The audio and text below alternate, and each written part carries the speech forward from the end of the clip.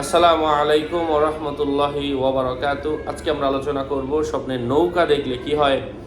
ইবনে সিরিন সহ অন্য স্বপ্নের বিষয়ে অভিজ্ঞ আলেমগণ কি জানিয়েছেন। আলোচনা বুঝতে সাথেই থাকবেন। এখনও যারা চ্যানেলটি সাবস্ক্রাইব করেননি সাবস্ক্রাইব করতে ভুলবেন না। ভেরিফাই চ্যানেলের ডিসক্রিপশন বক্সে ক্লিক করলে পেজ এবং আইডি আসবে। এটা ছাড়া আলাদা অন্য কোনো পেজ নেই, আইডি নেই, ইমো নেই, হোয়াটসঅ্যাপ নেই, টিকটক নেই।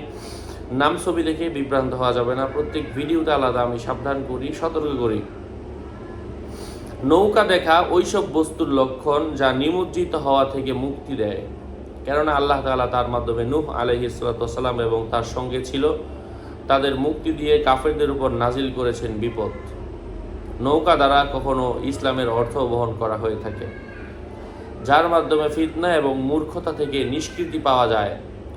কখনো কখনো স্ত্রী বা দাসী উদ্দেশ্য হয় স্বপ্নে নৌকা দেখা, যার মাধ্যমে সে জাহান্নাম থেকে নিষ্কৃতি পাবে। কখনো কখনো পিতা মাতা বোঝাবে, যাদের উভয়ের মাধ্যমে সে অভাব থেকে মুক্ত ছিল। আবার কখনো কখনো গোজা সরল পথের ইশারা বোঝানো হয়ে থাকে, যার মাধ্যমে সে জাহান্নাম থেকে নিষ্কৃতি পাবে। কখনো বা কয়েদখানা উদ্দেশ্য হবে, যেমন হযরত ইউসুফ আলাইহিস সালামের ঘটনা। স্বপ্নে সাগরে জাহাজে আরোহণ করতে দেখলে তার অবস্থা এবং তার কাজের পরিণতির প্রতি লক্ষ্য করতে হবে। স্বপ্নদ্রষ্টা কাফের হলে ইসলাম গ্রহণ করবে, বিশেষ করে যদি সে সাগরের মধ্য থেকে নৌকায় আরোহণ করে। স্বপ্নদ্রষ্টা গুনাহগার হলে সে গুনাহ থেকে তওবা করবে। ফকির হলে সে ধনী হবে, অসুস্থ হলে সে সুস্থ হবে। তালবে এলেম হলে সৎ সান্নিধ্য পাবে, সে এলেম দ্বারা উপকৃত পাবে এবং তার মাধ্যমে মূর্খ লোক নিষ্কৃতি পাবে। যেমন খিজির আলাইহিস সালামের সঙ্গে মুসা আলাইহিস সালামের মুসা আলাইহিস সালাম নৌকায় আরোহণ করেছিলেন।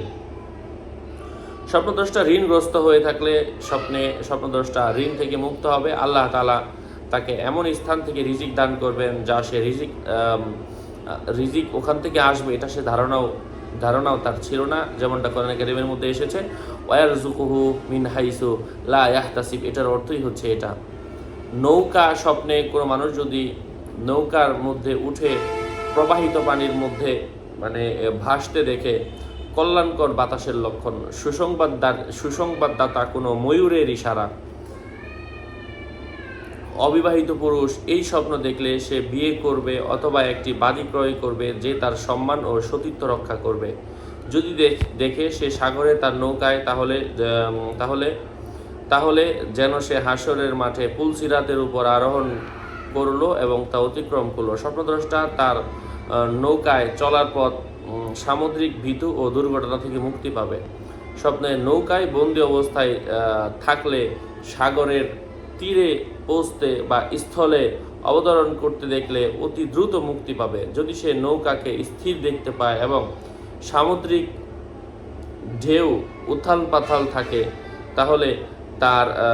তাহলে তার বন্দি জীবন স্থায়ী হবে। স্বপ্নদ্রষ্টা বন্দি অবস্থায় অসুস্থ দেখলে তার অসুস্থতা দীর্ঘ হবে এবং তার রিজিকের অক্ষমতা স্থায়ী হবে। যদি স্বপ্নদ্রষ্টা তালিবে এলেম হয়, এলেম অন্বেষণ অবহেলা করবে। এটা শীতকালে এবং সাগরের কম্পনের সময় হলে বেশি প্রযোজ্য। আশা করছি বুঝতে পেরেছেন। আরও আপডেট পেতে সাথেই থাকবেন। সকলের মঙ্গল কামনা করে এখানেই শেষ করছি। দেখা হবে অন্য কোনো এপিসোডে। ওয়াসসালামু আলাইকুম ওয়া রাহমাতুল্লাহি ওয়া বারাকাতুহু।